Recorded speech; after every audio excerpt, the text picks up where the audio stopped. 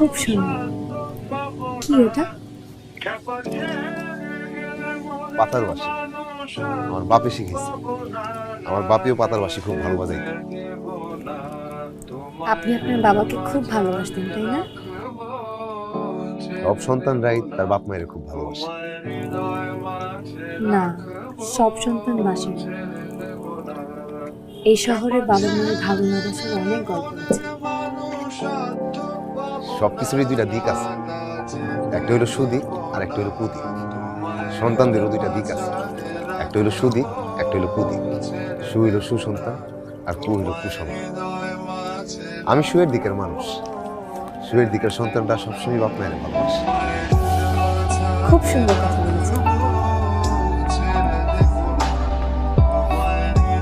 ধন্যবাদ।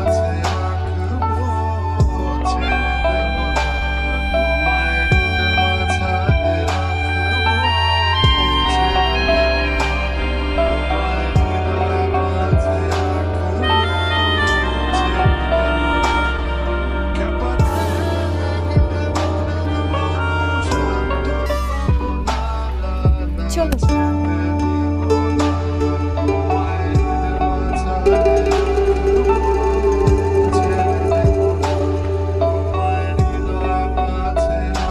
কি হলো?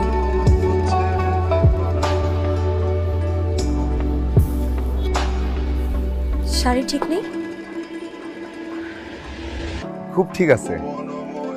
আপনারা দেখলে তো মনে হয় শাড়ির জন্ম হয়েছে আপনার জন্য। ঠিক আছে, চলুন, দেরি হচ্ছে। চলেন। কিন্তু 12 জন মহিলা নিয়ে গ্রামে একটা সমিতি দিচ্ছে।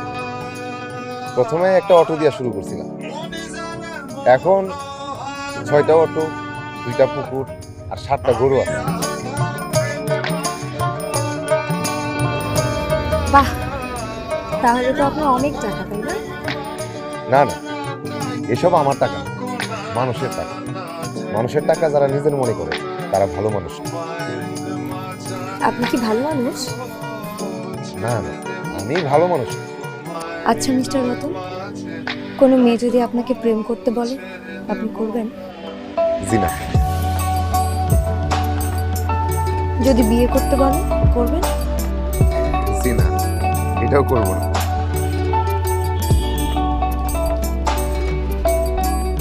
কেন? আপনার কি কোনো সমস্যা আছে? মেয়ে মানুষ আপনার পছন্দ না? না, কোনো সমস্যা নেই। মেয়ে মানুষ তো সব পুরুষেরই পছন্দ। মায়া মানুষ আসলে সুন্দর। দুনিয়ার সবই সুন্দর, মায়া মানুষ অতীব সুন্দর। তাহলে সমস্যা কোথায়? সমস্যা হলো সব সুন্দর জিনিস শ্রেণীর নিচে কাটা থাকে। যেমন ধরেন গোলাপ সুন্দর, কিন্তু ধরতে হয় খুব সাবধান। একটু উল্টা পাল্টা হইলেই হাতের মধ্যে কাটা যায়। আপনার মনে হয় ভুল হইতেছে। আপনি হইলেন চাঁদ, আমার ঘরে তো চাঁদ রাখার জায়গা নেই। আপনি শুধু আমাকে আপনার ঘরে নিয়ে চলেন, চাঁদ তার জায়গা নিজেই করে নেবে।